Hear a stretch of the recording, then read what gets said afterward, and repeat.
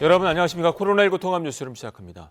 미 국무부가 북한의 인권 실태를 전 세계에서 최악 중 하나로 지목하며 북한 정부가 지독한 인권 침해에 책임을 지도록 할 것이라고 말했습니다. 대북전단 금지법에 대해선 북한의 자유로운 정보 유입이 우선적 과제라는 원론적 입장을 밝혔습니다. 워싱턴 김양순 특파원이 전해왔습니다. 미 국무부가 북한의 지독한 인권 침해를 우려한다며 북한의 인권 상황은 전 세계에서 최악 가운데 하나라고 지적했습니다. 그러면서 바이든 정부가 검토하고 있는 대북 정책 전반에 북한 인권 문제가 필수 요건이 될 것이라고 밝혔습니다. The State Department, together with the interagency, is currently undergoing a North Korea policy review process, and human rights will remain an indispensable component of our overall policy towards the North Korean government. 이어 북한 정부가 지독한 인권 침해에 책임을 지도록 하겠다고 밝혔습니다. 현지 시간 30일 공개된 미 국무부의 2020년 국가별 인권 보고서에는 정치범 수용소와 강제 구금, 고문 등 북한 정권의 인권 유린이 조직적으로 이루어지고 있다는 내용이 담겼습니다. 대북전단 금지법에 대한 입장을 묻는 질문에 대해선 북한으로 자유로운 정보 유입을 확대하는 것은 미국 정부의 우선 과제라는 원론적인 입장을 밝혔습니다. The dissemination of information is critical for North Koreans to access fact-based information not controlled by the North Korean regime.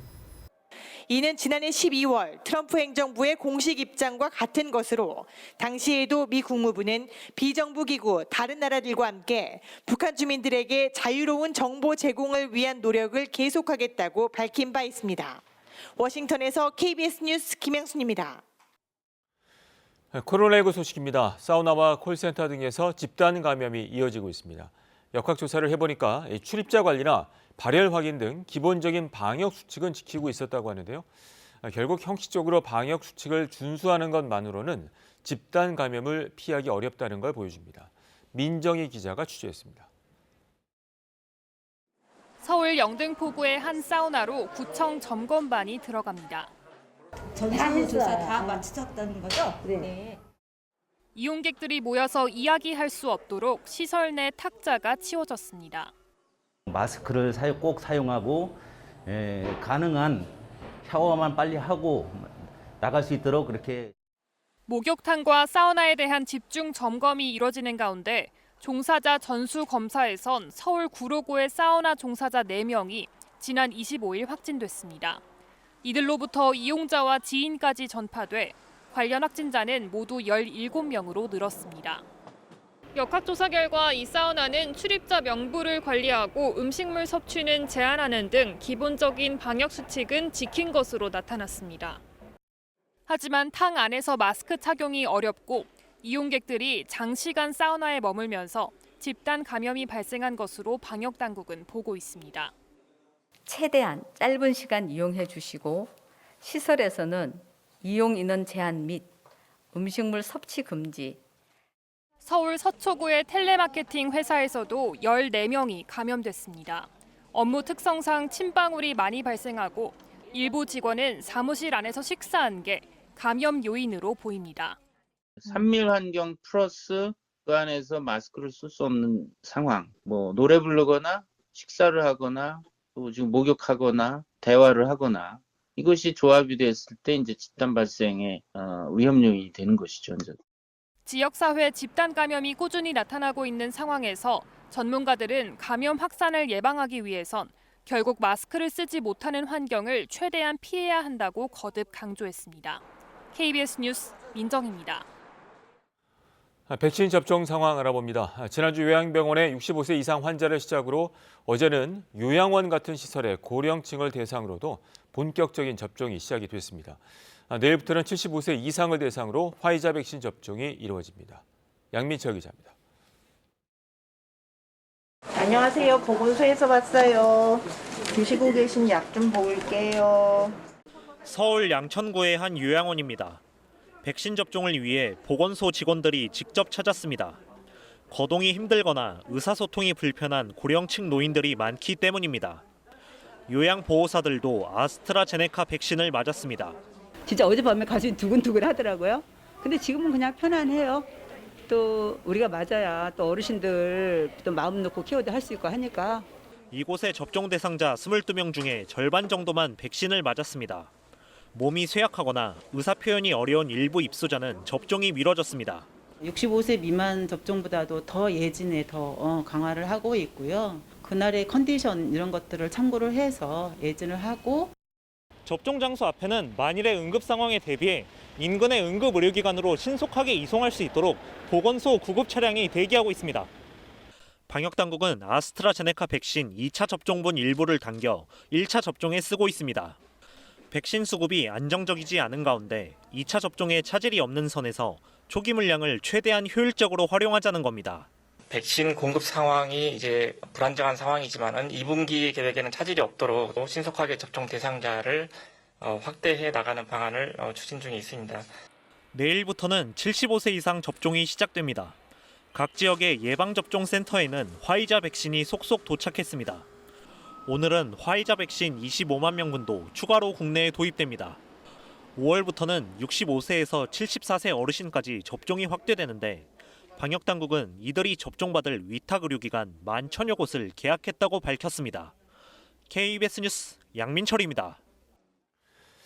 아스트라제네카 백신에 대한 논란이 일단락되는 줄 알았는데 독일에서 다시 문제가 되고 있습니다. 백신 접종 후 혈전 발생 의심 사례가 늘고 있고 지금까지 9명이 사망했는데요.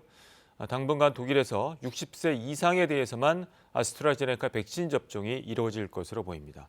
베를린 김기수 특파원이 전해왔습니다. 독일 예방접종위원회가 60살 이상에만 아스트라제네카 백신을 접종할 것을 권고했습니다. 예방접종위는 지금까지 확보 가능한 제한된 증거를 기반으로 현재 팬데믹 상황을 고려해 이같이 판단했다고 밝혔습니다.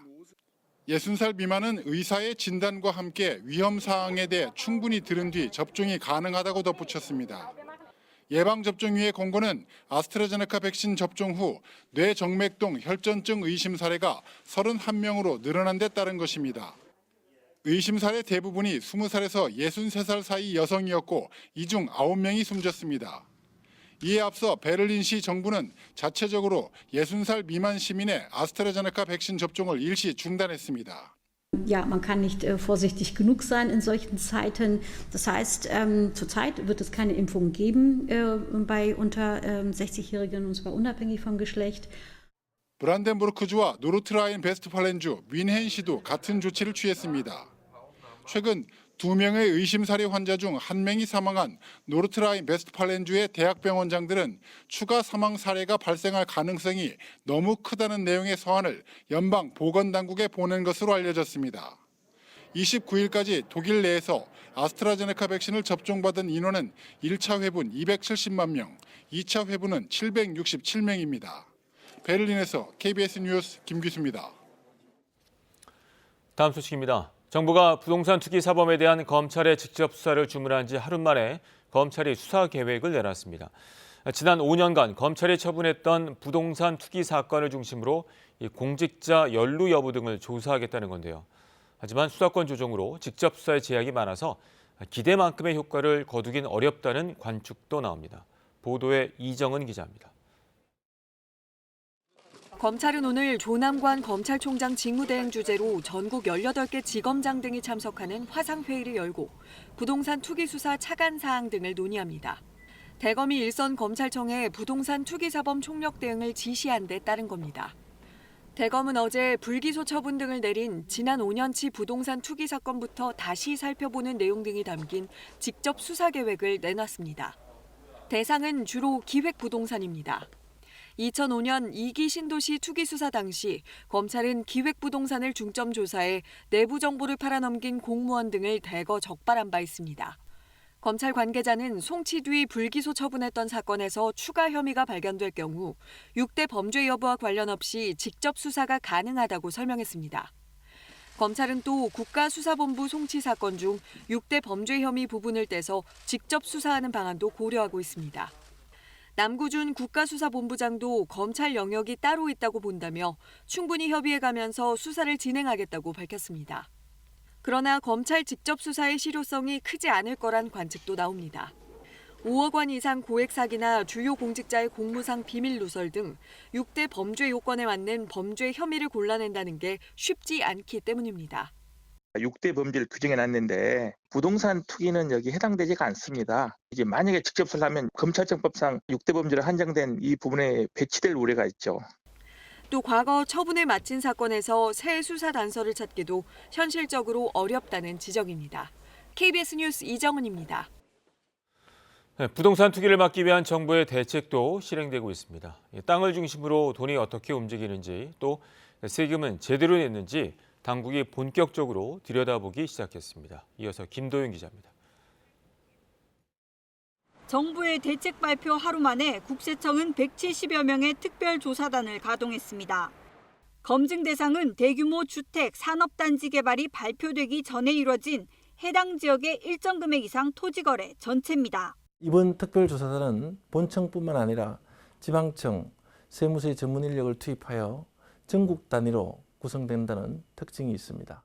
금액 기준까지 비밀에 붙인 국세청은 땅을 산 돈이 어디서 나왔는지, 증여나 상속을 받았다면 세금을 제대로 냈는지, 빌린 돈이면 누가 어떻게 갚았는지까지 들여다봅니다. 회사 돈으로 땅을 샀다면 땅 산 사람뿐 아니라 해당 기업까지 세무조사 대상이 될 수 있습니다.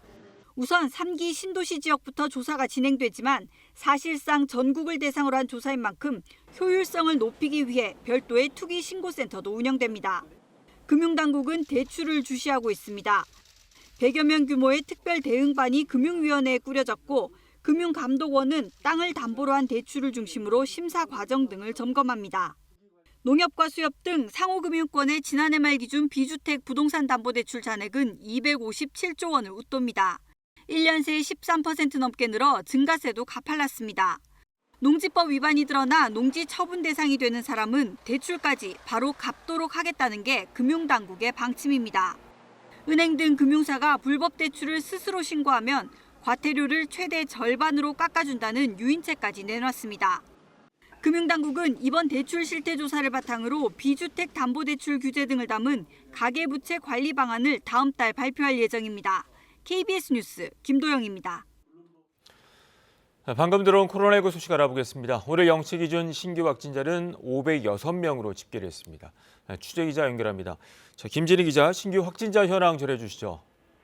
네, 중앙방역대책본부는 오늘 0시 기준 코로나19 신규 확진자가 506명이라고 밝혔습니다. 국내 발생은 491명, 해외 유입 사례는 15명으로 집계됐습니다. 위중증 환자는 108명이며 사망자는 2명 늘어 지금까지 누적 확진자는 1,731명입니다. 지역별 신규 확진자는 서울이 156명, 경기 106명, 부산 58명, 충북과 경남 각각 21명 등입니다. 어제 추가로 2만 8천여 명이 백신을 접종해 누적 백신 접종자는 85만 2천여 명입니다. 정세균 국무총리는 오늘 중앙재난안전대책본부 회의에서 최근 학교 밖에서 감염되는 학생 확진자가 꾸준히 나오고 있어 안심할 수 없는 상황이라며 방역수칙을 철저히 지켜달라고 당부했습니다. 역학조사 결과 학생 감염 사례는 대체로 가족 간 전파에서 비롯되는 경우가 많다며 증상이 있다면 접촉을 피하고 즉시 진단검사를 받아달라고 강조했습니다. 다음 주부터는 특수학교와 보건교사부터 코로나19 백신 접종이 시작됩니다. 정 총리는 초등학교 1, 2학년과 유치원 교사 그리고 고등학교 3학년 학생에 대한 접종도 최대한 앞당겨 시행하겠다며 학생들이 건강하게 학교에 다닐 수 있도록 하겠다고 말했습니다. 그러면서 하루빨리 일상을 회복하기 위해서는 탄탄한 방역과 속도감 있는 백신 접종이 중요하다며 국민들의 참여를 당부했습니다. 지금까지 문화복지부에서 KBS 뉴스 김진희입니다. 이번엔 KB증권 연결해서 오늘의 주식시장 알아보겠습니다. KB증권입니다. 코스피 지수가 전일의 상승 흐름을 이어가며 3,080선을 돌파했습니다. 이런 가운데 코스닥은 개인의 매수세가 유입되면서 강보합권에서 움직이고 있습니다. 이 시각 현재 코스피는 15.78포인트 상승한 3,085.78에 코스닥은 2.62포인트 오른 960.68에 거래되고 있습니다. 간밤 미국 증시는 국채금리 급등 여파 속에 일제히 내림세로 장을 마쳤습니다. 반면 코스피는 개인과 외국인의 동반 매수세가 유입되며 우상향 곡선을 그리고 있습니다. SK바이오팜이 독자 개발한 뇌전증 치료제의 유럽 판매 허가 소식이 전해지며 SK바이오팜이 강세를 보이고 있습니다. 또 정부가 저출산 고령화 대응에 70조 원 이상의 예산을 투입한다는 소식에 유아용품 관련주가 동반 상승하고 있습니다. 반면 전일 9% 가까이 급등했던 SK이노베이션은 하루 만에 내림세로 돌아섰습니다. 이 시각 현재 달러화에 대한 원화 환율은 1,133원 20전에 거래되고 있습니다. 지금까지 KB증권이었습니다.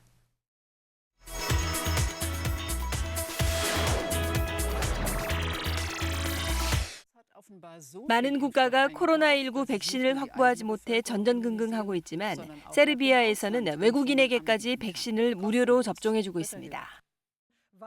세르비아의 수도 베오그라드의 접종센터 앞에 운집한 사람들 가운데 세르비아인보다 외국인들이 더 많습니다. 외국인들에게도 무료로 백신을 접종해준다는 소식에 몰려든 것입니다.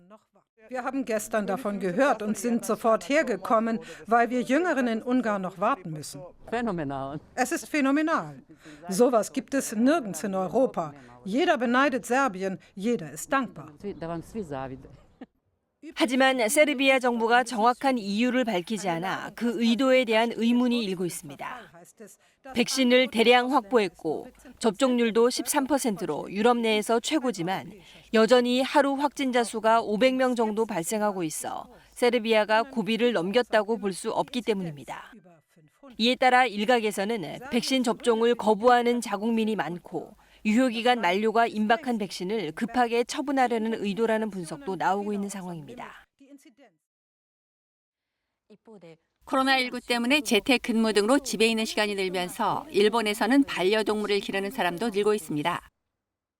일본 도치기현 모카시의 한 반려동물 가게.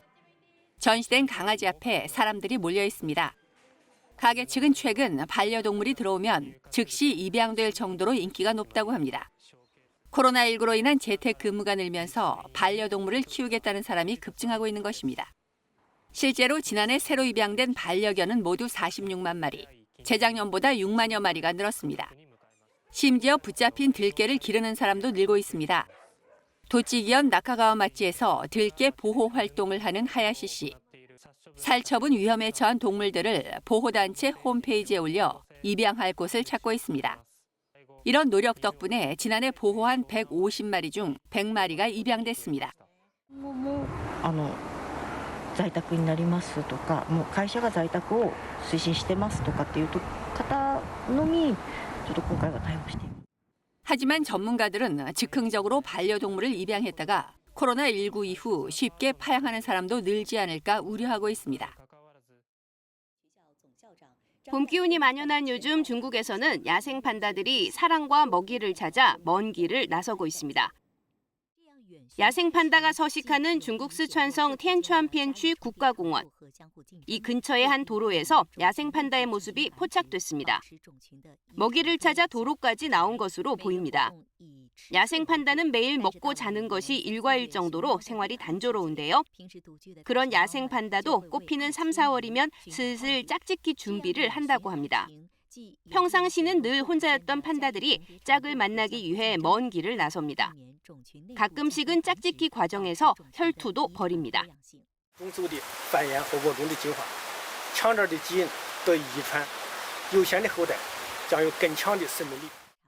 순찰 대원들에게 목격된 판다들의 짝짓기 모습은 3월 한 달에만 10여 차례가 넘는데요. 대원들은 이 가운데 4번은 수컷끼리 벌이는 혈투라며 사랑 앞에서 순둥이 판다도 본능에 매우 충실하다고 말합니다.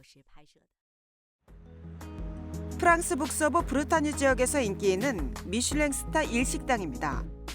미소된장과 두부, 미역, 표고버섯과 와규 소고기는 이 식당의 대표 메뉴입니다. 이 식당이 특이한 것은 식재료 100%를 프랑스 국내산으로 충당하고 있다는 것입니다. 하지만 셰프 르마리엥 씨가 일본과 싱가포르에서 요리를 배운 뒤 처음 식당을 열었을 때는 상당 부분의 식재료를 수입했습니다. Donc on avait beaucoup de produits qui venaient de Bretagne, qui venaient du Japon, qui venaient d'un peu partout d'Australie. 그러다 그는 프랑스 내 신선하고 질 좋은 쇠고기와 채소 등 특산 식재료를 활용하는 것이 음식의 풍미를 더 살릴 것으로 판단해 생각을 바꾼 것입니다. Les shiitakes de Bain de Bretagne, la sauce soja de Sanga à côté de Tours et puis la patate douce qui vient d'à côté d'Angers. 비록 식재료는 프랑스산을 100% 활용하지만 조리법은 일본식을 고수합니다. 땅이 다르기 때문에 재료의 맛이 분명 다르지만 이 식문화의 매력적인 결합이야말로 고객들의 입맛을 사로잡는 비결이기 때문입니다. KBS 월드뉴스입니다. 미국에서 아시아계 사람들을 향한 각종 폭력 사건이 끊이질 않으면서 미국 백악관이 대응에 나서기로 했습니다. 증오범죄 대응 전담 기구를 만들고 피해자를 돕기 위한 기금도 조성하겠다고 밝혔습니다. 뉴욕 한보경 특파원이 보도합니다. 뉴욕시 맨해튼 43가의 한 건물 앞입니다. 이곳을 지나가던 한 흑인 남성이 맞은편에서 걸어오는 60대 아시아계 여성을 갑자기 발로 차 넘어뜨립니다. 쓰러진 60대 여성의 머리를 서너 차례 더 가격합니다. 건물 안에서 현장을 지켜보던 보안 요원들은 슬쩍 문을 닫아버립니다. 피해 여성은 심한 골절상을 입었고 뉴욕 경찰은 흑인 폭행범을 공개 수배했습니다.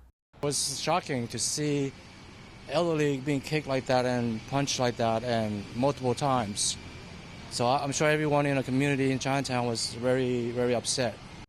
비슷한 시간 뉴욕 지하철 안. 흑인 남성이 아시아계 남성에게 다짜고짜 주먹질을 하더니 급기야 목까지 조릅니다. 역시 말리는 사람은 없습니다. If you see someone being attacked, do whatever you can. Make noise, call out what's happening, go and try and help, immediately call for help. 미국 백악관이 증오범죄 해결을 위한 구체적 대응에 나서기로 했습니다. 정부 내 전담 기구를 만들고 피해자들을 도울 4,950만 달러 규모의 기금도 조성할 거라고 밝혔습니다. A big part of our effort has also been on taking actions to address the rise in anti-Asian violence and bias and underscoring the commitment of our entire administration to working in partnership with the AAPI community. 바이든 대통령도 우리는 아시아계를 향한 폭력이 증가하는 것에 대해 침묵할 수 없다며 이런 공격은 잘못됐고 중단돼야 한다고 트윗을 통해 밝혔습니다. 뉴욕에서 KBS 뉴스 한보경입니다. 중국이 통과시킨 홍콩 선거제 개편안이 오늘부터 시행에 들어갑니다. 반중 세력의 출마가 어려워지면서 범민주 세력이 더욱 약화될 것이라는 우려가 현실로 다가왔습니다. 베이징 이랑 특파원이 전해왔습니다. 지난 11일 중국 입법기관인 전국인민대표대회 전인대가 만장일치로 통과시킨 홍콩 선거제 개편 초안. 이틀 동안 관련 세부 사항을 논의한 전인대 상무위원회가 관련 개편안 2개 모두를 이번에도 만장일치로 통과시켰습니다. 당장 오늘부터 시행됩니다. 지난해 홍콩 보안법 전례에 따라 다음 달 시행될 것이라던 전망보다 빠른 조치입니다. 시진핑 중국 국가주석은 서명까지 마쳤습니다. 国家主席习近平分别签署第75、76号主席令予以公布。 개편의 핵심은 홍콩 행정장관 선거인단에 시민이 선출하는 몫을 줄이고 공직선거 출마 자격을 당국이 심사하는 겁니다. 이를 위해 후보자 출마 자격을 심사하는 위원회도 새로 만들어집니다.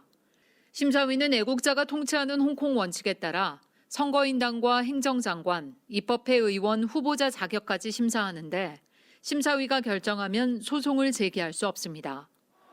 홍콩 보안법 시행 이후 올 초 대대적인 체포 대상이 됐던 범민주 세력은 더 궁지에 몰리게 됐습니다. Have people they like, people that they can control, those people can be elected into office, and that's very, very tragic. 미국은 초안 통과 뒤 중국과 홍콩의 고위 관리 24명을 제재하는 등 중국의 홍콩 민주화 시위 탄압과 선거법 개편에 맞서 대응 수위를 높이고 있습니다. 중국이 홍콩 선거법 개정안을 전격 시행하면서 미국과 국제사회와의 갈등도 다시 커질 것으로 전망됩니다. 베이징에서 KBS 뉴스 이랑입니다. 미얀마 소식입니다. 쿠데타군이 시민들을 향해 로켓 추진 수류탄까지 발사했습니다. 유혈 진압으로 사망자가 500명을 넘어섰습니다. 보도에 김덕훈 기자입니다. 미얀마 민주화 시위대가 모래포대를 벽처럼 쌓아 그 뒤로 수십 명이 웅크리고 있습니다. 총알이라도 맞을까 포대 위로 겨우 고개를 들어 상황을 파악해 보지만 굉음과 함께 시위대가 달아납니다. 시위대를 보호하던 포대벽이 완전히 무너졌습니다. 미얀마군이 시민을 향해 로켓 추진 수류탄을 쏜 것으로 추정됩니다. 한밤중 미얀마군이 시가지에서 다연발 기관총을 난사합니다.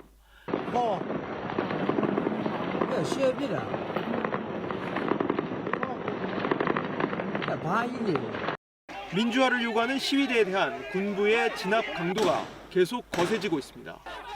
숨진 시민 수는 확인된 사례만 510여 명, 희생자 중 20여 명은 미성년자입니다.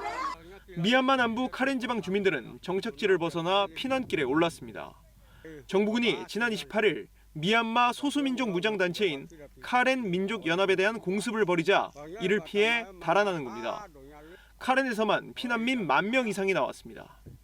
태국 국경까지 다다랐지만 태국군이 길을 막습니다.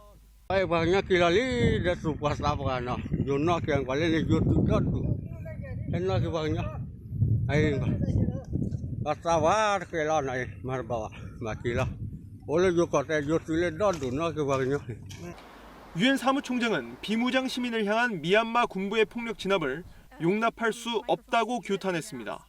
So many people killed with more commitment in the international community to put pressure in order to make sure that the situation is reversed. 유엔은 미얀마 군부의 유혈 진압 대응과 관련해 현지 시간 31일 안전보장이사회를 긴급 소집했습니다. KBS 뉴스 김덕훈입니다. 황사는 대부분 물러났습니다. 다만 아직 제주도에는 황사가 남아있어 제주도에는 오전에 일시적으로 미세먼지 농도가 높겠습니다. 오늘 오후에는 제주도의 황사까지 거치면서 전국의 미세먼지 농도가 보통 단계를 되찾겠습니다. 오늘은 낮 기온이 20도를 넘어 따뜻하겠습니다. 한낮에 서울이 21도로 올 들어 가장 높게 오르겠고요. 대구가 22도, 광주가 24도로 평년 기온을 4도에서 9도 정도나 크게 웃돌겠습니다. 올봄 평년보다 포근한 날씨가 이어지면서 예상보다 이르게 벚꽃이 만개했습니다. 이에 서울 여의도의 벚꽃 교통통제도 하루 앞당겨 오늘부터 시행됩니다. 오늘은 전국이 화창하고 또 건조하겠습니다. 현재 강원 영동과 경상도 동해안, 일부 경상도 내륙 지역에는 건조주의보가 발효 중입니다. 오늘 아침 내륙과 산지는 영하로 떨어져 서리가 내리고 물이 온 곳이 있지만 낮 기온은 껑충 올라 오늘 내륙과 산지는 일교차가 20도 이상이나 벌어지겠습니다. 바다의 물결은 모든 해상에서 0.5에서 2.5m로 일겠습니다. 내일은 제주도와 전남에 산발적으로 빗방울이 떨어지겠고요. 토요일과 일요일에는 전국적으로 비가 내릴 것으로 예상됩니다. 날씨 전해드렸습니다. 코로나19 통합 뉴스룸은 11시에 이어집니다. 고맙습니다.